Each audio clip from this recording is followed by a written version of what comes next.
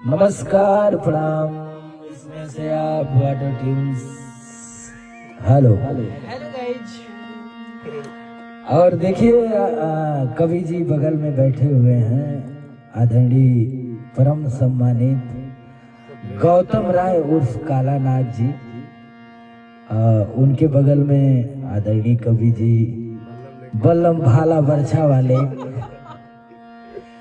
और म्यूजिक के क्षेत्र में अपना लोहा मनवा चुके हम लोगों के छोटे भाई। ये देखिए आप लोग इनको, क्या नाम पड़ेगा आपका? अभिराम पांडे जी। और कवि जी आप कुछ सुनाने की कोशिश कर रहे हैं। क्या सुनाएंगे बताइए।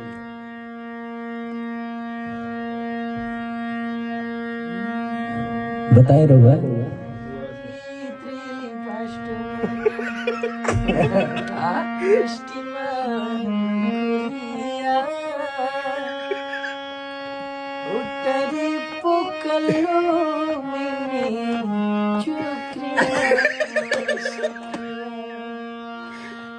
कुछ अलग लेके आ रहे हैं हम लोग।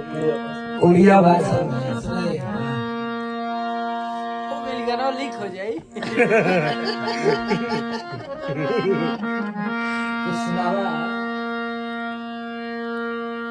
क्या सुनाई?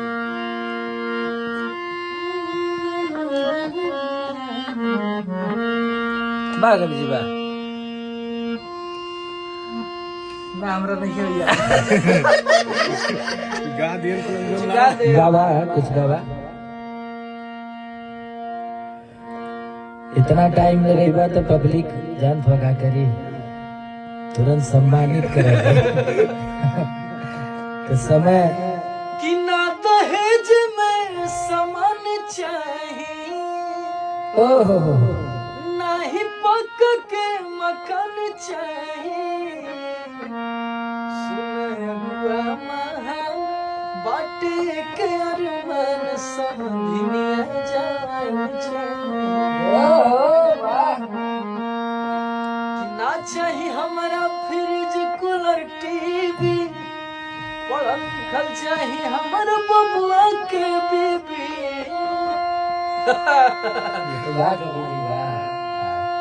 कि उनके रूप मन चाहिए, उनके गुण गुणान चाहिए।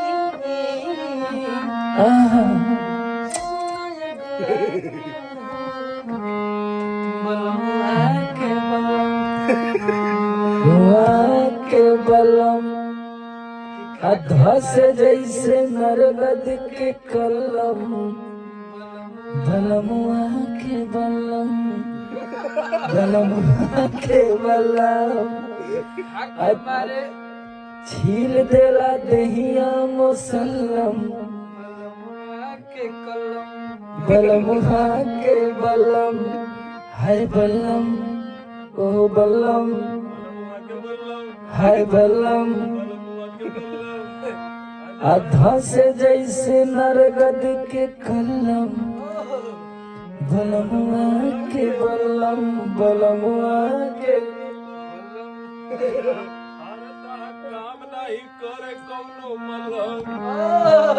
कि काम नहीं करे कौनो मलहम, बलमुआ के बलम, बलमुआ के बलम घूंघटा उठवते से जिया पे गाड़ी लड़ल, हो गई हम पानी पानी ऐसन रफ्तार भरल। चौ में पले दमदार बड़ू मरदा, नीचवा से ऊपर ले उड़ा दिले बगरदा। का कोई कितना सैया कैले बा मोर सजैया, धूल दल देह रात जैसे रजैया। काम नहीं करे कोनो मलहम, बलमुआ के बलमुआ के बलमुआ के हाय बलम, हाय बलम हाय बल्लम बल्लम बल्लम बल्लम बल्लम बल्लम बल्लम बल्लम बल्लम धस जैसे नरगद के कलम बल्लम बल्लम वाह कवि जी वाह। आज बहुत अच्छे अच्छे गाने हम लोग करने जा रहे हैं और हमारे प्यारे भाई गौतम राय कालानाग जी की कलम से और आदरणीय बड़े भैया लोग यादव जी की कलम से। तो आप सबका प्यार ऐसे ही बना रहे। हम लोग बहुत अच्छे अच्छे गाने आज आप लोगों के लिए बनाने जा रहे हैं और सभी गानों को आप सबका प्यार भी मिल रहा है, चाहे बल्लम हो चाहे पियवा सिवान से। अभी वो भी गाना अच्छा चल रहा है, आप लोगों का प्यार मिल रहा है। अभी ये गाना 5 मिलियन वो भी पहुंच गया। कि मांगर मांगर की गावे मांगर कि मांगर मांगर अके गावे मांगर अके कर हर दी लगे मट मांगर के कर हर दी लगे मट मांगर मांगर मांगर कि मांगर मांगर अरे भाभी गावे मांगर देवरू के हरदी लागे मट मांगर देवरू के हरदी लागे मट। तो बहुत सारे गाने आ भी रहे हैं, आप लोगों का प्यार भी मिल रहा है और ऐसे दुआ आशीर्वाद देते रहिए, प्यार देते रहिए। हम लोग नए नए गाने आप लोगों के बीच लेके आते रहेंगे। Thank you so much, love you, take care.